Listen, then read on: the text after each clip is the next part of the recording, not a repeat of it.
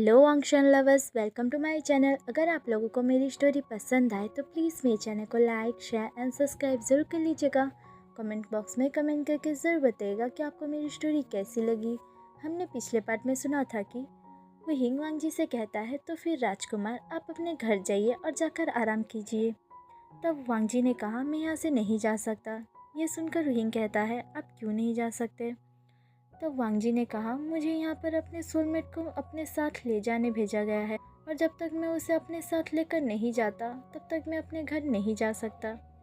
ये सुनकर रूहिंग कहता है तो फिर आप जाइए और अपने सोलमेट को अपने साथ लेकर घर चले जाइए।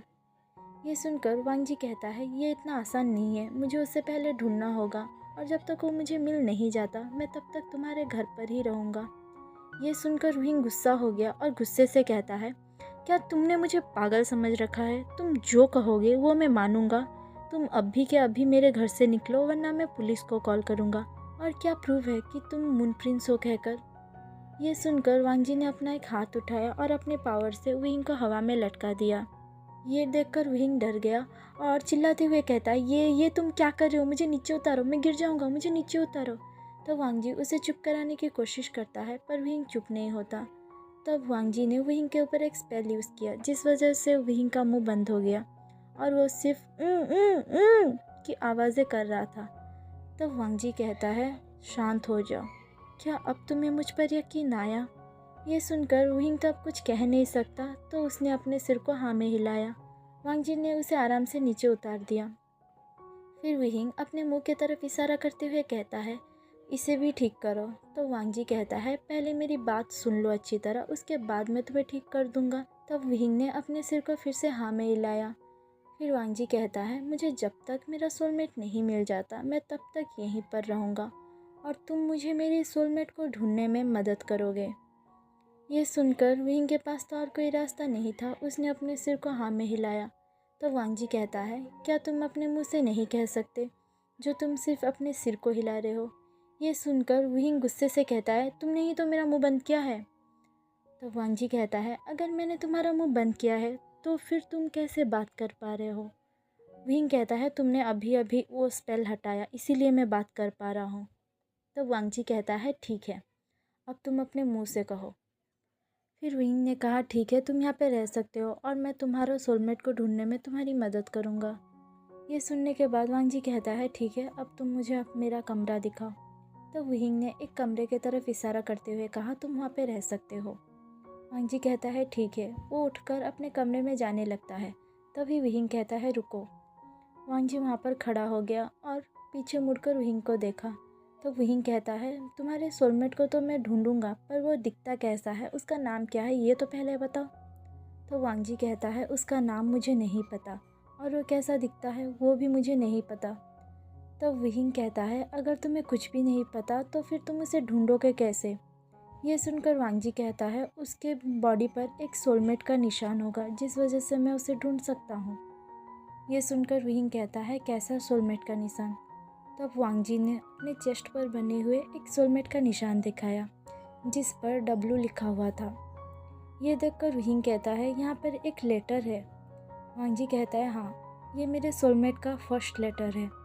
ये देखकर विंग कहता है इसका मतलब तुम्हारा जो सोलमेट होगा उसके बॉडी पर भी सेम ऐसा ही निशान होगा।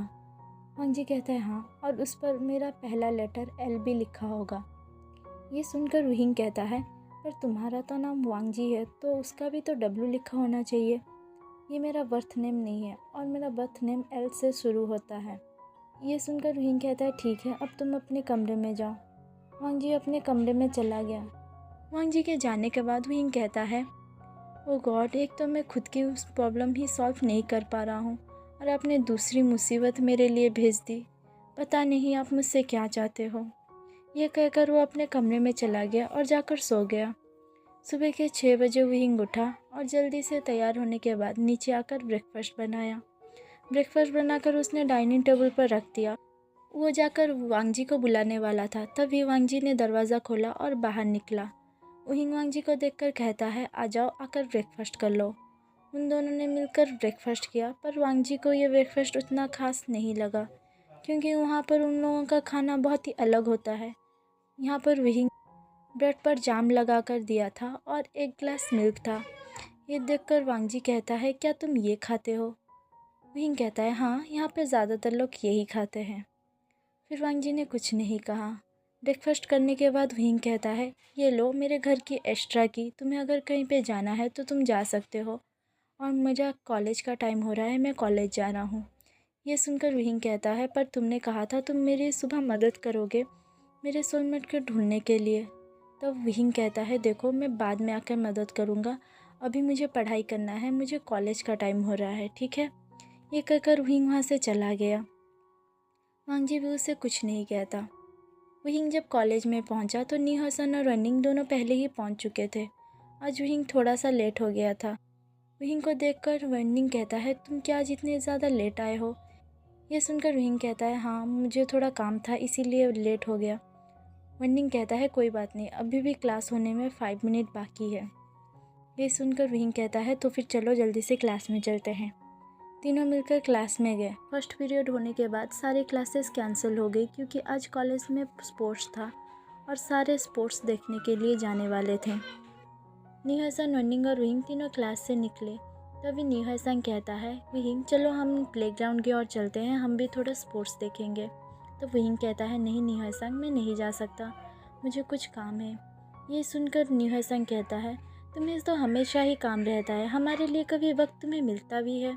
ये सुनकर वहींग कहता है, सॉरी, पर प्लीज़ मुझे आज सच में बहुत ही ज़रूरी काम है, मैं और कभी तुम लोगों के साथ टाइम स्पेंड कर लूँगा, प्लीज़ मुझे जाने दो। ये सुनकर नीहसन कहता है, नहीं, आपसे मुझे बात नहीं करनी, आप यहाँ से चले जाइए। ये सुनकर वहींग कहता है, प्लीज़ ना, नहीं कहा ना। तब वहींग कहता है, ठीक है, पर मैं सिर्फ आधे घंटे तक रहूँगा, उसके बाद अपने घर चला जाऊँगा, ठीक है। ये सुनकर नीहसन और रनिंग दोनों खुश हो गए। तीनों मिलकर प्लेग्राउंड की ओर गए। आधे घंटे तक तीनों ने स्पोर्ट्स को एंजॉय किया और बहुत सारी मस्ती की। आधे घंटे बाद वहींग कॉलेज से निकला और घर पहुंचा तो देखा घर पर ताला लगा हुआ है। वहींग दरवाज़ा खोलकर अंदर जाता है तो देखा घर में कोई भी नहीं है। तो वहींग वांगजी का नाम लेकर उसे ढूंढने लगा, वांगजी, वांगजी, तुम क्या यहाँ पर हो? पर वांगजी का कहीं पर भी नामो निशान नहीं था। ये देखकर वहींग कहता है, शायद वो अपने सोलमेट को ढूंढने के लिए गया होगा। वो चुपचाप वहीं पर बैठ गया। आधे घंटे बाद जब वांगजी लौटा तब वहींग ने देखा वांगजी के कपड़े बहुत ही ज़्यादा डर्टी हो गए हैं और वो भागते हुए घर आया है। ये देखकर वहींग कहता है, तुम्हें क्या हुआ है? तुम इतने भागते दौड़ते हुए घर क्यों आ रहे हो? ये सुनकर वांगजी कहता है, पता नहीं, सारे लोग मुझे ऐसे अजीब तरह क्यों देख रहे थे और कुछ लोग मेरे पीछे ही पड़ गए थे, बोल रहे थे यहाँ पर शूटिंग हो रहा है, तुम वहाँ कहाँ भाग रहे हो? तो मैं वहाँ से भागते हुए चला आया। ये सुनकर वहींग हंसने लगा। वहींग को हंसता हुआ देख वांगजी को गुस्सा आया क्योंकि वहींग उसके ऊपर हंस रहा था। तो वांगजी वहींग के ऊपर गुस्सा करते हुए कहता है, तुम मुझ पे हंस क्यों रहे हो? ये सुनकर वहींग कहता है, सॉरी, मैं तुम पर हंसना नहीं चाहता था, मुझे माफ़ कर दो, ये मेरी गलती है, मैंने तुम्हें कपड़े ही नहीं दिए और तुमने कल से वही कपड़े पहने हुए हैं और ये ज़्यादातर ना फिल्म शूट करने वक्त यूज़ होते हैं, यहाँ पर ऐसे ट्रेडिशनल कपड़े अब कोई नहीं पहनता। ये सुनकर वांगजी कहता है, तो फिर मैं अब क्या करूं? ये सुनकर वहींग कहता है, तुम जाओ जाकर नहा लो, मैं तुम्हारे लिए कपड़े का अरेंजमेंट करता हूँ। तो वांगजी अपने कमरे में जाकर नहाने लगा। तो वहींग कुछ जोड़ी कपड़े लेकर वांगजी के रूम में आया और वांगजी को आवाज़ देकर कहता है, मैंने यहाँ पर तुम्हारे कपड़े रख दिए हैं, तुम इसे पहन लेना। वांगजी ने ठीक है कहा। वहींग वहाँ से चला। नहाकर आने के बाद वांगजी ने उस कपड़े को पहन लिया। वहींग वांगजी को उस कपड़े में देखकर थोड़ा सा स्माइल करता है। तो वांगजी कहता है, क्या हुआ, तुम ऐसे मुस्कुरा क्यों रहे हो? क्या मैं जोकर दिख रहा हूँ? अच्छा नहीं दिख रहा? ये सुनकर वहींग कहता है, नहीं, ये कपड़े तुम पर अच्छे लग रहे हैं, ये मेरे डैड के कपड़े हैं। तो वांगजी कहता है, तुम्हारे डैड कहाँ पर है? मैंने तो तुम्हारे डैड को नहीं देखा और तुम क्या इस घर में अकेले रहते हो? ये सुनकर वहींग का स्माइल गायब हो गया और वह कहता है, मेरे मॉम और डैड इस दुनिया में नहीं है। ये सुनकर वांगजी कहता है, सॉरी, मुझे माफ़ कर दो, मुझे पता नहीं था। वहींग कहता है, कोई बात नहीं, तुम्हें पता नहीं था, तुमने पूछ लिया। तब वांगजी अपना मुंह थोड़ा अजीब सा बना लेता है। ये देखकर वहींग कहता है, क्या हुआ? तब वांगजी कहता है, मुझे थोड़ा अजीब सा लग रहा है। वहींग कहता है, क्यों? तब वांगजी कहता है, ये कपड़े मुझे बहुत ज़्यादा अजीब लग रहे हैं क्योंकि ये मेरे बॉडी के साथ पूरे चिपके हुए हैं। ये सुनकर विहिंग कहता है यहाँ के लोग ऐसे ही कपड़े पहनते हैं। तुम्हें थोड़ा सा अजीब तो लग रहा है पर कुछ समय बाद तुम्हें ठीक लगेगा। ये सुनकर वांग जी कहता है ठीक है। फिर विहिंग ने वांग जी को कहा यहाँ पर आकर सोफे में बैठ जाओ। वांग जी आकर सोफे में बैठ गया। वांग जी के बाल बहुत ही लंबे थे जिसमें से पानी टपक रहे। विहिंग एक टॉवल लेकर वांग जी के हेयर को सुखाने लगा। तब वांग जी उसका हाथ पकड़ लेता है। विहिंग कहता है क्या हुआ? वांग जी कहता है तुम मेरे हेयर को हाथ नहीं लगा सकते। तब विहिंग कहता है क्यों नहीं लगा सकता? हमारे वहाँ पर एक रूल है, हमारे बालों को सिर्फ हमारे फैमिली मेम्बर्स या फिर सोलमेट ही हाथ लगा सकते हैं। तुम मेरे हेयर को हाथ नहीं लगा सकते। ये सुनकर विहिंग कहता है ठीक है ये लो और तुम खुद ही कर लो। उसने वांग जी को टॉवल दे दिया। वांग जी अपने बालों को अच्छी तरह सुखा लेता है। तो विहिंग कहता है अगर तुम ऐसे ही लंबे बालों में घूमते रहे ना तो लोग ज़रूर तुम्हें ज़्यादातर देखते रहेंगे। ये सुनकर वांग जी कहता है क्यों? विहिंग ने कहा यहाँ पर कोई भी इतने लंबे बाल नहीं रखते। अगर तुम इतने लंबे बाल लेकर बाहर घूमोगे तो फिर सारे लोग तुम्हें घूरेंगे ही। तो वांग जी कहता है तो फिर मैं क्या करूँ? विहिंग ने कहा यहाँ पर सब लोग जैसे बाल रखते हैं तुम अपने बाल वैसे कर लो तो फिर ठीक रहेगा। अगर तुम चाहो तो मैं तुम्हें वहाँ पर ले जा सकता हूँ। ये सुनकर वांग जी कहता है मुझे अपने बाल कट नहीं कराना। तब विहिंग ने कहा तो फिर अपने हेयर को अच्छी तरह बांध लो जैसे कि वो छोटा लगे। तो वांग जी ने कहा मुझे नहीं पता। तो विहिंग कहता है मुझे आता है, अगर तुम चाहो तो मैं बांध सकता हूँ। कुछ समय सोचने के बाद वांग जी कहता है मैं कर लूँगा। विहिंग कहता है ठीक है और वो वहाँ से किचन में चला गया और अपने बालों को अच्छी तरह बांधने के बाद वो खाना बनाने लगा। कुछ समय बाद जब वांग जी को प्यास लगी वो उठा और किचन की तरफ गया तो देखा विहिंग खाना बना रहा है। उसने खुद पानी लिया और पीने लगा। तभी वांग जी की नज़र विहिंग के नेक पर बना एक निशान पर पड़ा। वो विहिंग के पास बिल्कुल उसके पीछे जाकर खड़ा हो गया और उस निशान को अच्छी तरह देखने लगा। वो निशान वांग जी के चेस्ट पर बने हुए निशान की तरह था और उस पर एल भी लिखा हुआ था। तभी अचानक विहिंग टर्न हुआ तो उसका सर वांग जी के चेस्ट पर लगा।